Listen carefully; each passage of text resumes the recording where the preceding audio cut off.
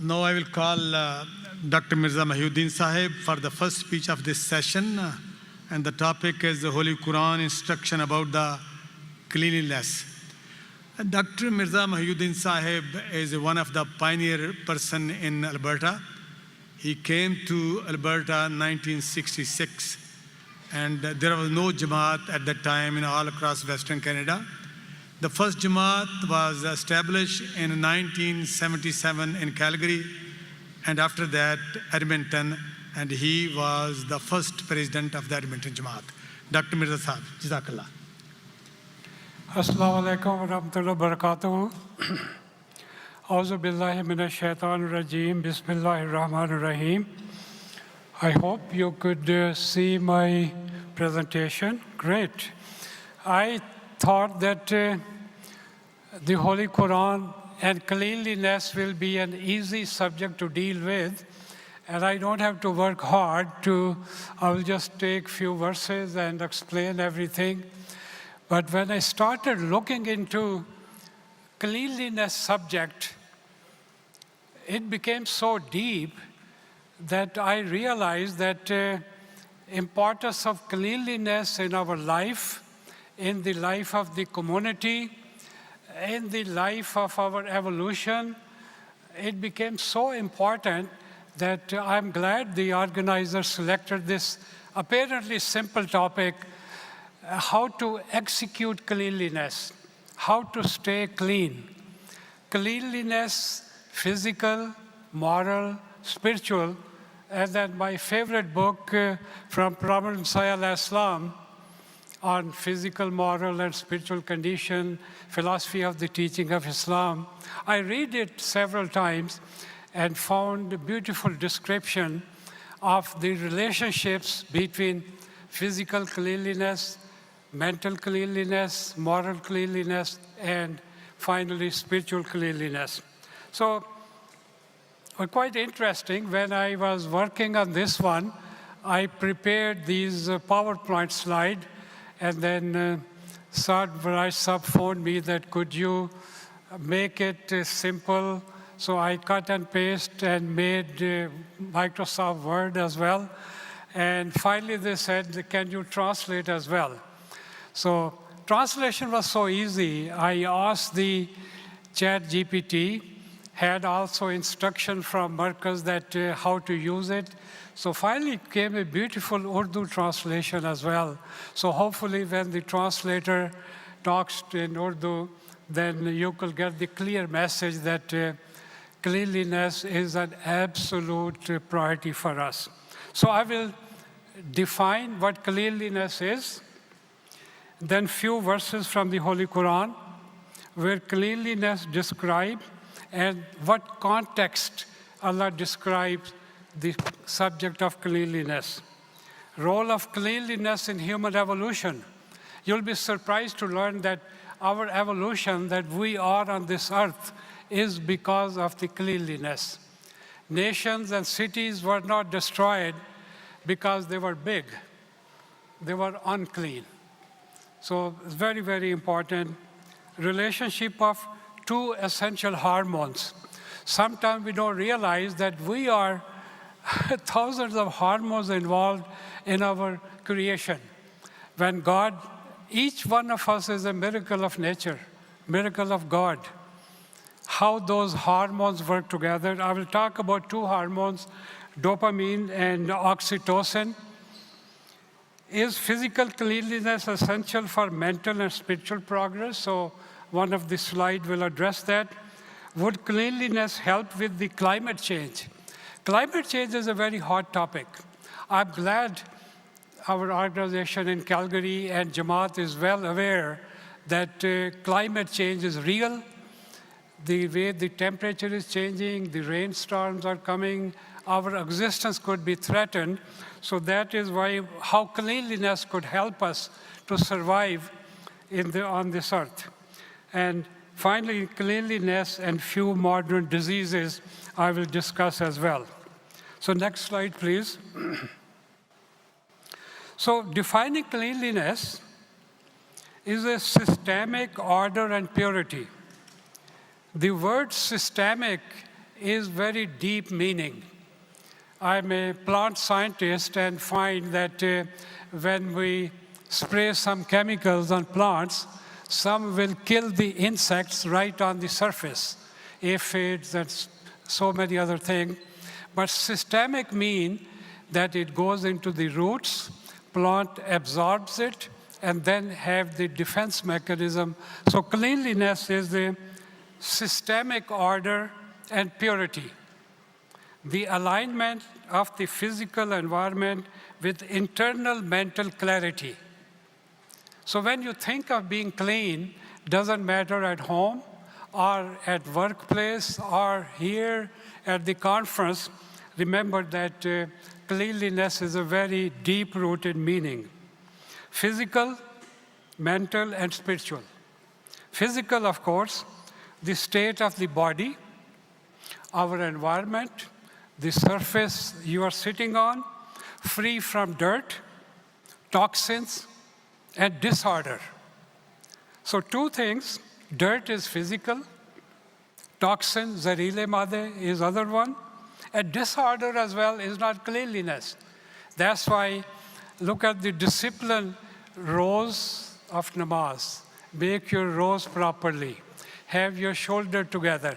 Why so much emphasis on these small things? But actually it's a very big thing that when you come for namaz at home, encouraged by Jamaat, then is a mental clarity, mental cleanliness. Homeopathic is my hobby, and I see daily patients which are so many diseases are together, and the biggest disease is the lack of mental clarity. What is the purpose of life? Why am I fighting with my wife? Why there are so many divorces taking place in Canada, in US, overall? Why things are not working? Why Trump is now, our neighbors are calling us by different names as well. You are aware of those things, I guess. So a clean, uncluttered, cognitive environment. Cognitive means right in you think about it. The mind mirrors its surrounding. Our mind is very smart. Now I see my surrounding. Bari Sahib is sitting here, nice and clean. You are sitting in front of me. My dopamines are very happy. That, hey, great, this is a great event here.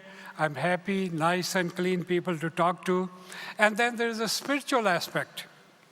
Purity as a prerequisite for elevated state of consciousness and prayer.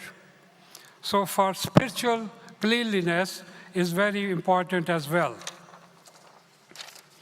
In the Quranic context, I quote few verses for you. Chapter 2, verse 223, Al-Baqarah. Indeed, God loves those who are constantly repentant and love those who purify themselves. Sometimes the context is namaz, wuzu, all those things. Sometimes is the relationships with our spouses. Physical cleanliness is the doorway. Spiritual elevation is the destination. So in a modern language, this is very important to understand. There are doors here, there's a gateway there, there's a washroom there, everything is organized, and you should know where they are. So physical cleanliness is the doorway, spiritual elevation is the destination. We all have a destination. We work hard for a job. We work hard for our salary. We work hard to come here. They're all doorways, and then there's the spiritual elevation is the destination. So ritual purity, tahara, is the non-negotiable prerequisite for salat.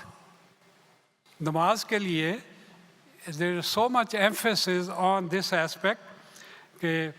Go do your wuzu, get your niyat, get it clarity, and then you bow in front of God with all humility. Cleanliness is therefore not optional. This is the important part. Behavior is the pillar of spiritual practice. Those of you who are in my age group I remember the time living in Rabwa.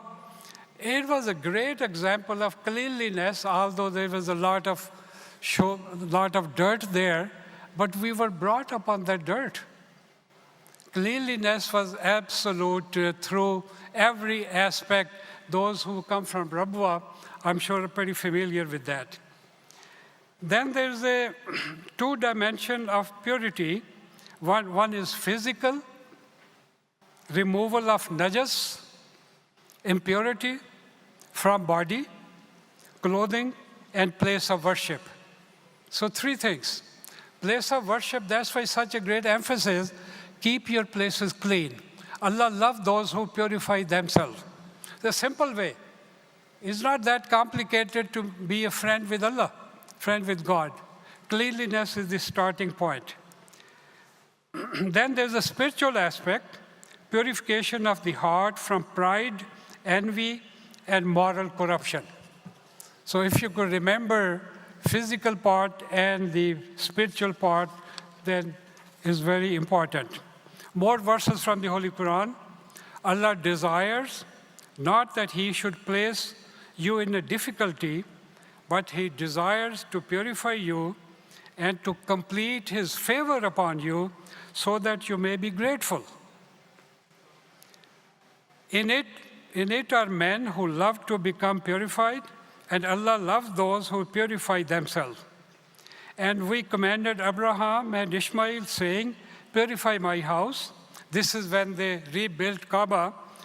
Then Hazrat Ibrahim asked Hazrat Ismail, purify my house for those who perform the circuit, and those who remain therein for devotion, and those who bow down and fall prostrate.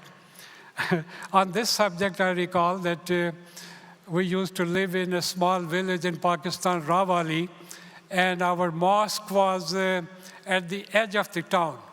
Abbaji, again, he was a Sansa Marhum, may Allah bless his soul. He was the Murabbi, so he has to lead the prayer. And my job was at that age, 6, 7 years old, to go before the Fajr namaz and clean it up. And that was, I tell you, very scary part, but I learned a lot of things. In the street, there were dogs and cats. You never know, suddenly a dog will come and jump on you. And Abbaji has memorized me different verses of the Holy Quran. So by the time I reach the mosque, all the verses I had memorized will be spent. And suddenly, a dog and cat will come and I say, okay, no worries, I'm protected now. So this is very, very important part, how you learn about cleanliness. Respect of the worship place. There was a time when we used to do Vakare Amal. Now, of course, we do Vakare Amal as well, thousands of volunteers involved, but now robots are taking place to keep our places healthy. But my request is, in addition to robot, our children should know what cleanliness is. So in this slide, you will see that human evolution and the behavior immune system. There were so many problems with our immune system that we got to understand that in human evolution, cleanliness had a very big role. If we were not clean, we would not be here. Hygiene was not merely a preference. It was a selective process, selective pressure that separated surviving civilization from those consumed by disease. So in nature is clean. Nature built this whole universe on cleanliness and discipline and principles, and we need to follow them. So quickly, there was an area when human beings were just learning about life. During the time of Hazrat Abraham, they were talking about who is God, is the sun my God, or is this animal my God? So this is that nomadic area. Taprivas, people come and not stay wherever there was some food available, they will go. So small migratory bands of people.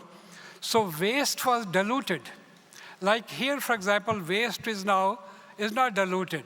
But, 4,000 people, I'm just guessing, at our home, we distribute ourselves. So nomadic area was part of our life. Small migratory bands, waste diluted across territory, no concentrated contamination, survival through dispersion. The organic waste was dispersed, became part of land, became part of the microorganism.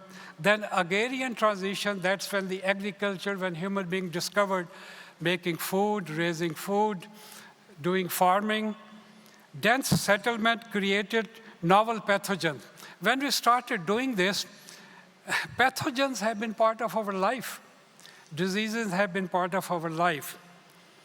Pathogen pressure, population with hygiene instincts survived. Instinct should be in our cleanliness. If we see a piece of waste sitting there, don't wait for an old man to come and pick it up. Children especially pick it up and put it in the bin. This should be a norm. There was no bin at that time. Those without were any instinct were decimated by nature, by cholera, by dysentery, by typhoid. The Spanish flu had killed millions of people, over 50 million people. In our lifetime, pandemic. Look at that, how hygiene came back. Wash your hands when you go in. Isolate yourself if you're sick. And then advanced civilization, you and me. The behavioral immune system, our immune system is getting weak because we are not being exposed to some of the old things like dirt and other things which we used to have. Disgust, cleanliness rituals, and social norms have changed. They have emerged as the evolutionary scaffold for dense urban living. Our urban living have changed, so we have to maintain absolute cleanliness. Then this is the most interesting part. Neurochemistry cleanliness. Neurochemistry of cleanliness. Why God is emphasized, be mutahhar, be pure, be wholesome, physically, morally, spiritually. Don't clutter your mind. I ask people sometimes, they ask questions which shows they are not mentally clear. My father taught me to be mentally clear by reading the Holy Qur'an, understanding the verses, reading Tafsir-e-Kabir, Tafsir-e-Sagir many times, so that mental clarity, why we am this? A mental clarity will explain we are clean, we follow the instruction of our Khalifa, we respect, we do this, we do that. All those things are part of our living as well. So first thing is dopamine. Dopamine is not a small hormone. Dopamine depression.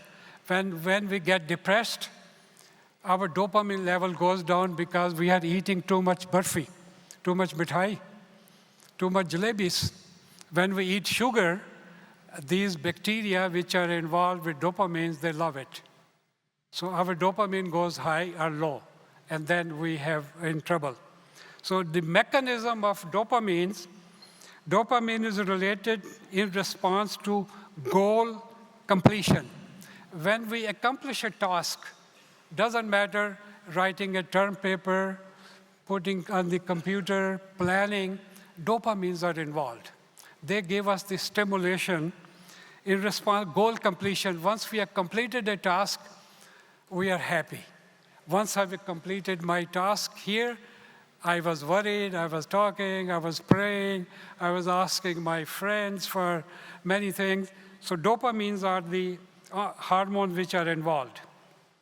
When we have executed some job, when we are in a state of limbo, can't decide what to do, then dopamines are low level.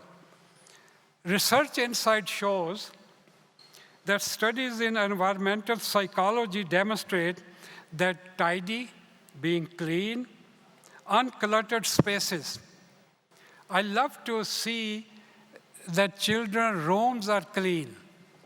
When you get up, you put your shoes properly, you make your bed as well. Mothers will do that for you, but if you do it yourself, that's absolutely important. When there is a studies in environmental psychology demonstrate that tidy, uncluttered spaces reduce cortisol. You have heard about cortisol. Cortisol is a hormone which we produce.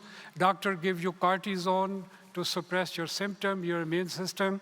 Cortisol and increase dopamine. Enhanced focus and executive function. When you're determined that I'm going to keep my mental clarity, my bedroom clean, my car is clean.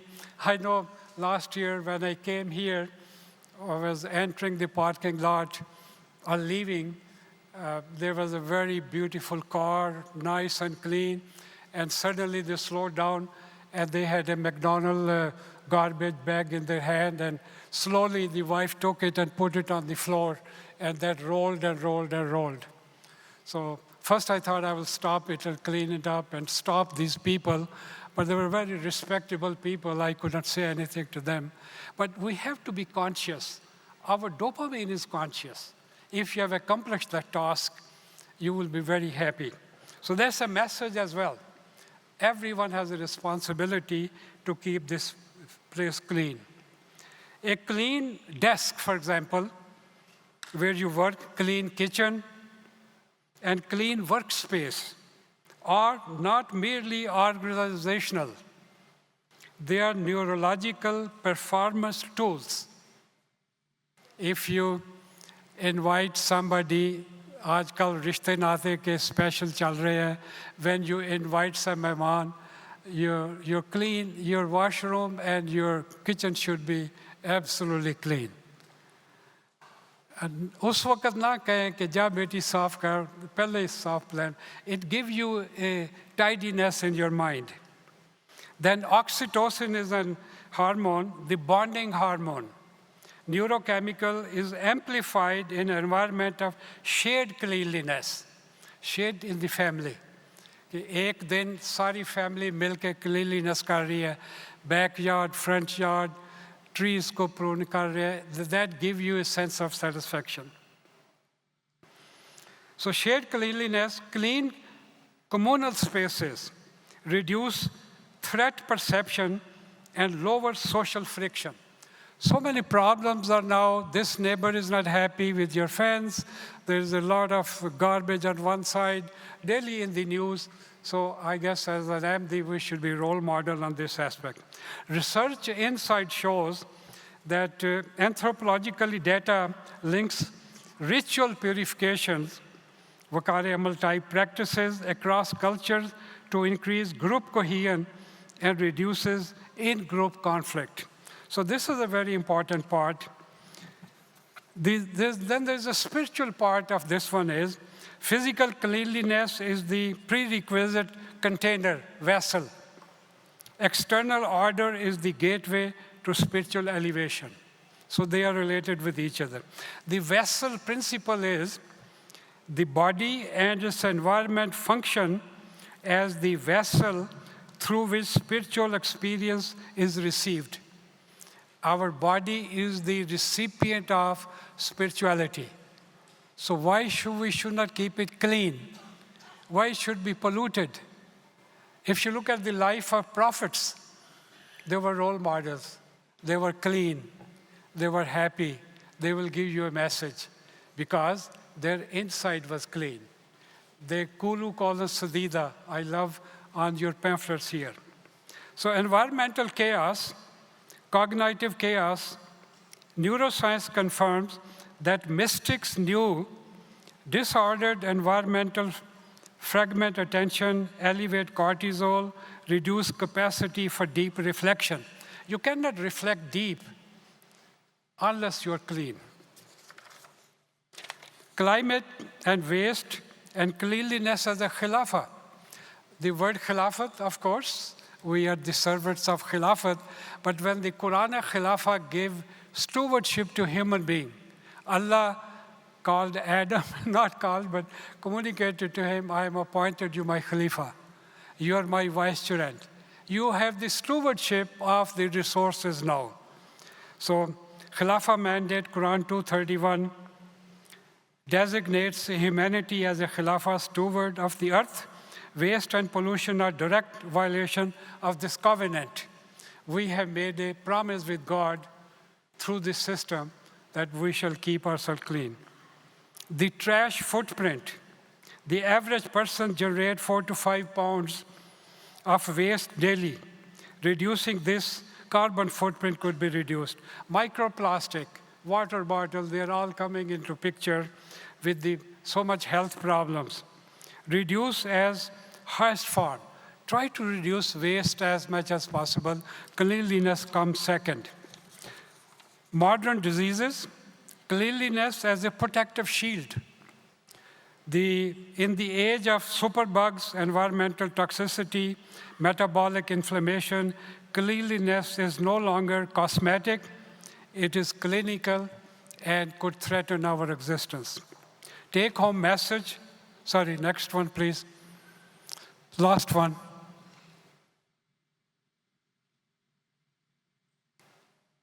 You could go to the last one, please, last slide. Yeah, good, thank you. The Holy Quran describes, so this is the take-home message. Holy Quran describes cleanliness as foundation of our existence.